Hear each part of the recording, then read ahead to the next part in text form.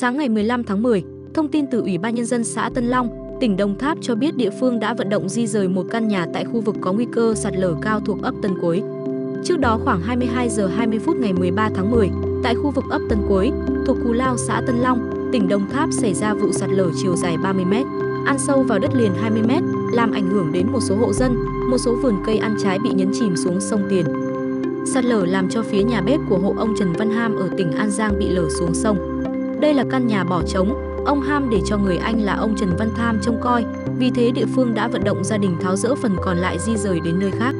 Ủy ban Nhân dân xã Tân Long đã phân công lực lượng dân quân, công an, ban nhân dân ấp hỗ trợ hộ ông Trần Văn Tham tháo nhà để di rời đến nơi an toàn, đảm bảo tính mạng và tài sản.